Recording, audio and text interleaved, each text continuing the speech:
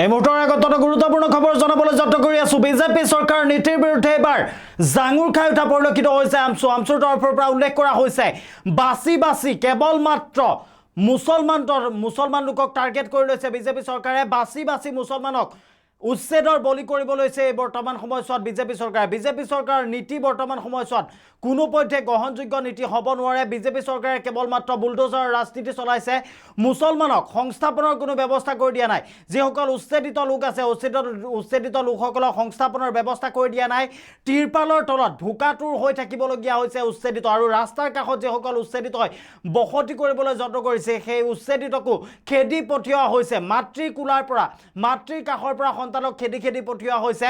BJP চৰকাৰে এক প্ৰকাৰ হিটলাৰী শাসন চলাইছে বুলি মন্তব্য প্ৰকাশ কৰা পৰিলক্ষিত হৈছে আমচুৰ নেতা ৰেজাউল কৰিম চৰকাৰৰ তৰফৰ পৰা। আমি এই মুহূৰ্তৰ বেক আপডেট জনাবলৈ যত্ন কৰি আছো। গ্ৰাফিক্স প্লেটৰ মাধ্যমত সবিস্তাৰে লৈ আহিম ৰিপৰ্টাৰ নিচাই থকা প্ৰতিগৰাকী দৰ্শকৰ বাবে। আৰু যেনেকৈ বৰ্তমান সময়ত ৰাজ্যৰ বিভিন্ন প্ৰান্তত উচ্ছেদ চলা পৰিলক্ষিত হৈছে। নামনি অসমৰ কেইবাটাও প্ৰান্তত উচ্ছেদ চলিছে। আজিৰ দিনটোত লখিমপুৰ জিলাত উচ্ছেদ চলিছে, আৰু তাৰ মাজতে দৰাচলতে আমচুৱে হুংকাৰ প্ৰদান কৰিছে। যেনেকৈ হাছিলা বিলৰ পিছতে নলবাৰী মোকালমোৱা আদি কেইবাটাও প্ৰান্তত যেনেকৈ উচ্ছেদ চলা পৰিলক্ষিত হৈছিল। আৰু বিজেপি চৰকাৰৰ যি উচ্ছেদ নীতি, বিজেপি চৰকাৰৰ যি বুলডোজাৰ নীতি, উচ্ছেদ তথা বুলডোজাৰ নীতিৰ বিৰুদ্ধে এইবাৰ জাঙুৰ খাই উঠা পৰিলক্ষিত হৈছে। আমচুৰ তৰফৰ পৰা উল্লেখ কৰিছে বাছি বাছি মুছলমানক টাৰ্গেট কৰা হৈছে।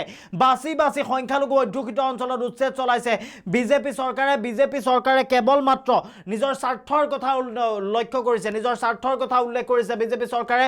আৰু যাৰ পৰিপ্ৰেক্ষিতত মুছলমানক সংস্থাপনৰ ব্যৱস্থা কৰা নাই।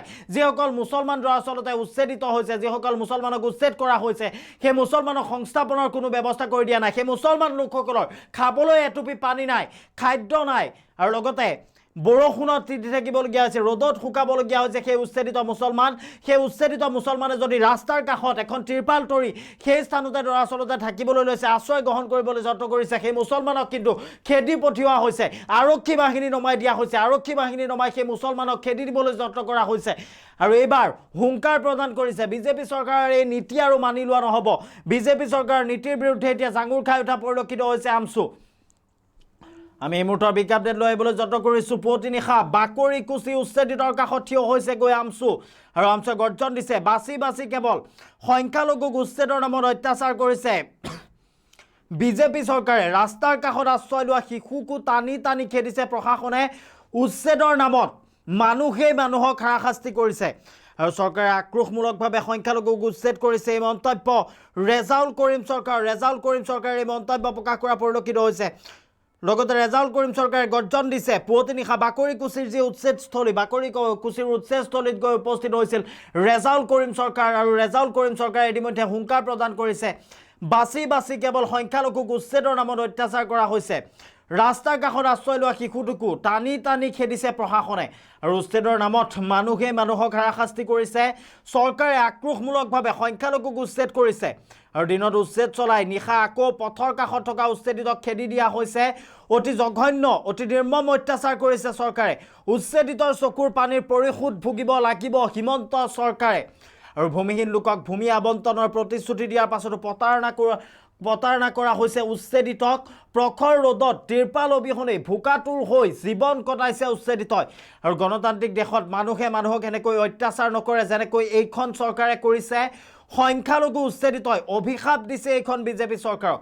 এই মন্তব্য প্ৰকাশ কৰা পৰিলক্ষিত হৈছে। পুৱতি নিশা কান্দি উচ্ছেদিত মহিলাই অভিযোগ দিলে ৰেজাউল কৰিমক, আৰু যাৰ পৰিপ্ৰেক্ষিতত এনেদৰে এতিয়া গৰ্জন প্ৰদান কৰা পৰিলক্ষিত হৈছে আমচুৰ নেতা ৰেজাউল কৰিম চৰকাৰৰ তৰফৰ পৰা। ৰেজাউল কৰিম চৰকাৰে উল্লেখ কৰিছে মূৰৰ পৰা গেলিব, এইখন চৰকাৰ মূৰৰ পৰা গেলিব বুলি মন্তব্য প্ৰকাশ কৰা পৰিলক্ষিত হৈছে ৰেজাউল কৰিম চৰকাৰৰ তৰফৰ পৰা। যিহেতুকে হাছিলা বিলৰ পিছতে মোকালমোৱাত ইতিমধ্যে উচ্ছেদ চলিছিল, আৰু আজিৰ দিনটোত লখিমপুৰৰ কেইবাটাও প্ৰান্তত আচলতে উচ্ছেদ চলা পৰিলক্ষিত হৈছে।